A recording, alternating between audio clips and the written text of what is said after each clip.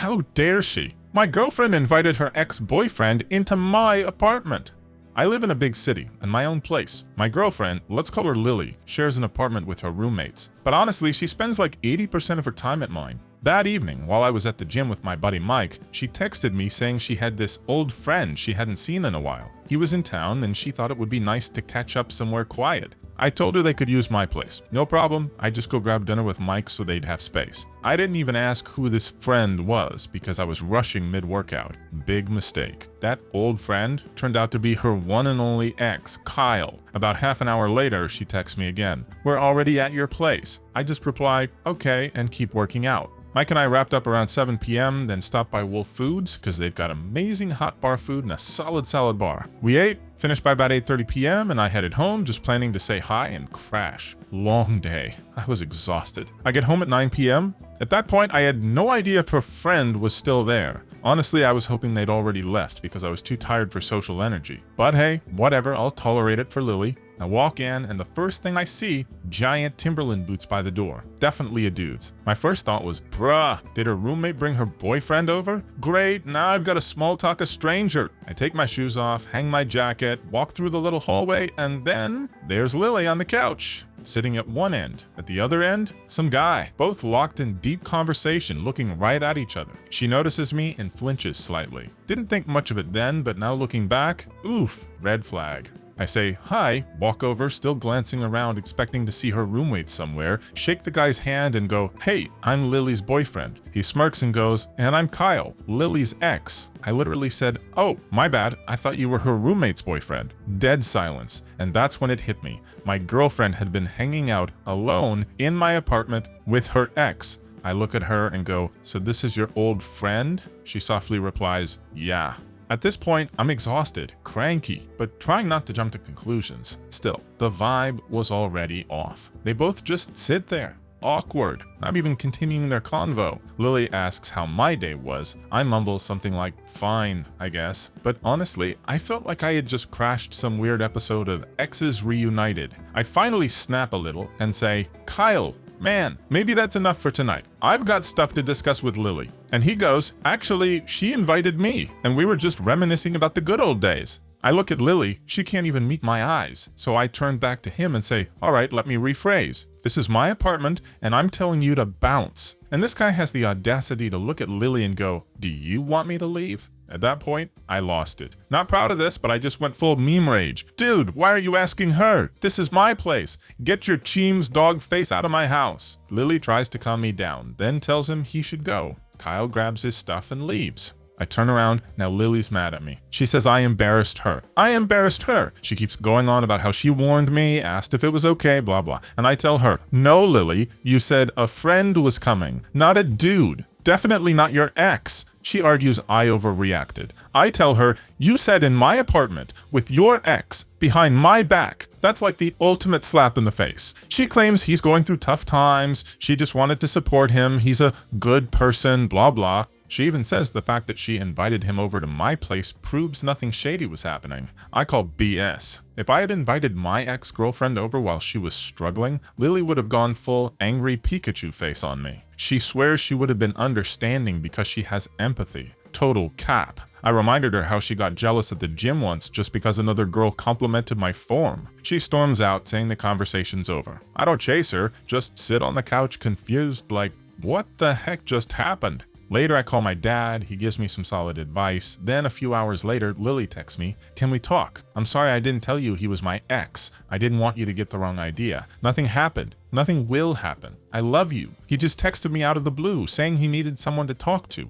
I didn't think it was a big deal. Sorry I lied. Like, come on. First it's, I didn't think it was a big deal, then sorry I lied, which means yeah, she did know it was a big deal. And her excuse, she only invited him to my place so I wouldn't think anything shady was going on. Yeah, sure. Sounds totally legit, right? So Lily wants to talk. She swears up and down that nothing happened, nothing ever would happen, and that she only lied because she didn't want me to get the wrong idea. But here's the problem. If it was truly no big deal, why not just say it straight up? Hey, my ex is in town. Is it cool if we catch up? Boom. And a story. But no, instead it was old friend this, no big deal that, and then a quick oops, sorry I lied. Feels less like honesty and more like those Among Us sus vibes.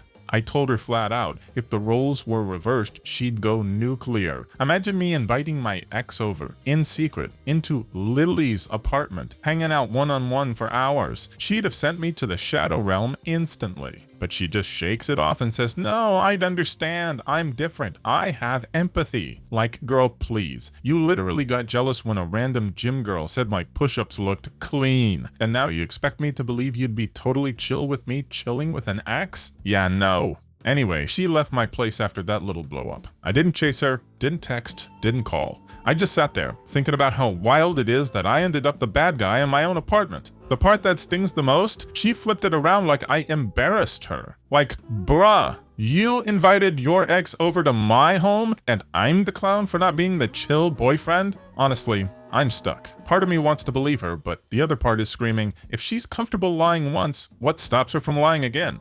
So Lily hit me with the classic, please talk to me, I love you. I still haven't replied. After talking with my dad, I'm honestly leaning toward breaking up. Not because she talked to her ex, but because of how the whole thing went down. The biggest red flag for me? She said, old friend, not ex. That's not a slip up, that's a choice. And when I got upset at Kyle, she never once backed me up. But when I was polite, before I even knew who he was, I felt like a third wheel in my own apartment. That was the moment I realized she doesn't respect me.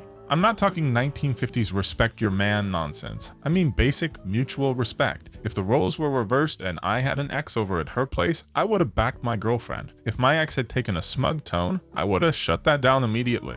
Instead, Lila just sat there, letting him do his little, do you want me to leave stunt? Meanwhile, I'm standing there like the main character of a sitcom who walked into the wrong episode. I'm still really angry, and it's about 3 a.m. now. No way I can have a proper conversation in this state. I'm exhausted. Before I continue, I'd love to hear your takes. Do you think Lily's behavior was acceptable? Personally, I thought one really wholesome detail in all of this is that I actually called my dad. He gave me real advice, and it showed me how rare and valuable it is to have that kind of open bond. But as for Lily, if I don't break up with her now, maybe nothing catastrophic happens. Maybe she really just doesn't get it, but her behavior with Kyle still screams unresolved feelings. Even if things went fine for now, the pattern's clear. She'll mess up again, we'll fight again, and there'll be the same drama on repeat. Not worth it when I could just find someone else who actually gets it. I'm running on fumes after 13 straight hours awake. My phone was blowing up all morning, and the first thing I thought was, why the heck did I dump my private life onto the internet? Scrolled through your comments. Holy cow, almost everyone sided with me. I kept searching for even one defense of her. Didn't find a single one. The biggest surprise? The number of women who commented, I'd never do that to my man. That's ultimate disrespect. Honestly, those hit the hardest because that's exactly what I felt. Last night was pure emotional chaos. Couldn't believe what had happened. Living alone, I had no one to vent to, so I called the one person I knew would give it to me straight. My dad. A bunch of you asked what we talked about, so here's the recap. When Lily stormed out, I was raging. Couldn't calm down. Tried breathing exercises, nothing worked. Kyle's words kept echoing in my head. Do you want me to leave? The audacity. That line knocked me sideways. I just kept repeating, it's not worth it, it's not worth it, but deep down, all I wanted was to go full WWE chair slam on Kyle. So I picked up my phone and said, Siri, call Dad. He answers, and the first thing out of his mouth is, yeah, I saw Vucevic drop 43 points. He thought I was calling about basketball. I almost laughed. I told him, not that, Dad. I just had a massive fight with Lily. I'm furious and don't want to do something stupid. First thing he asks, whoa, where are you right now? Are you with her? You safe? I said, I'm home. She just left. I don't know what to do. There's this long pause. Then I hear him take a deep breath. All right, lay it on me. So I told him everything. Basically the same story I wrote here. He stayed quiet the whole time, didn't interrupt once. When I finally finished, the only thing he asks is, what does Kyle look like? It totally threw me. I was like, I don't know, white dude, long curly hair. Why? Dad chuckles and goes, well, that explains the Timberlands, bro height booster pack, male equivalent of high heels. At first, I didn't get it, but then it clicked. My dad did what he always does. He made me laugh when I was about to explode. And when I laugh, I can't stay mad. He asked, okay, but how much does this Kyle dude weigh? I thought about it. Maybe like 150 pounds? Then he went quiet for a bit before saying, so let me get this straight. Lily only told him to leave after you started losing your cool? I said, yeah.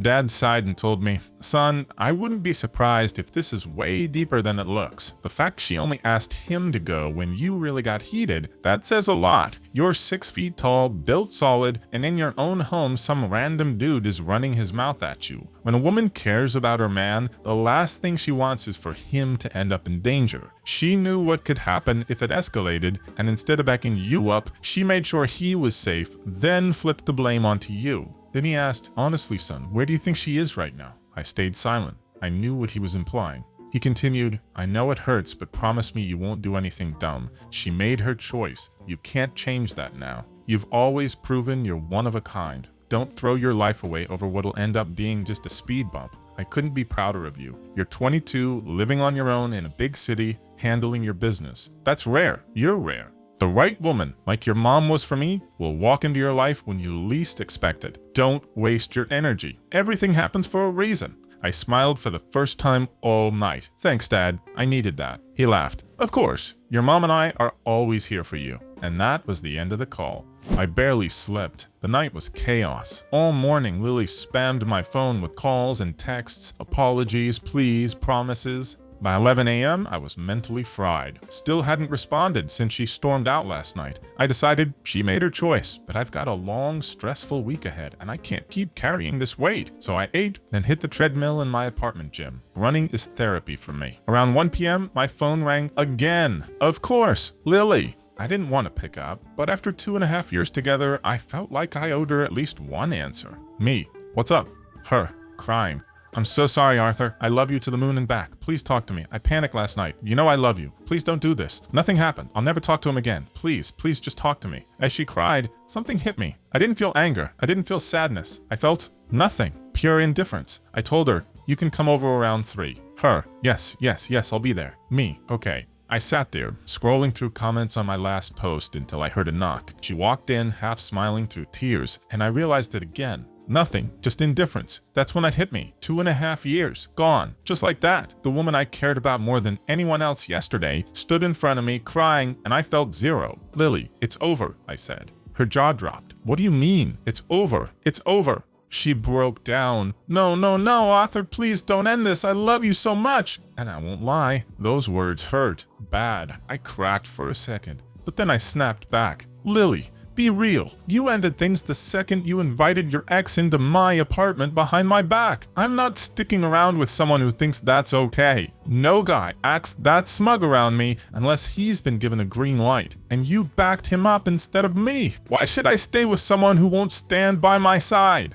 She sobbed harder, begging, "Please, Arthur, I love you. It'll never happen again." I just sat there in silence, my chest tight like it was gonna crack. She said all the right words, sure, but actions speak louder. Last night, her actions said it all. Did I love her? Yes, still do in a way. But love without trust isn't love that lasts. She lost both. Finally, I told her, "Lily, it's done. This can't be fixed. Do us both a favor. Pack your stuff and leave." She cried quietly, gathered her things, left her key on the table, and walked out. It was around 4:30 p.m. when it all ended. Since then, I've just been sitting here, trying to process how it all even happened. Right now, it's 7:35 p.m., and it still doesn't feel real. It hurts like heck. To everyone who read through this monster of an update, thank you. To everyone who commented on my last post, thank you. Last night, I needed to pour my heart out, and you all listened.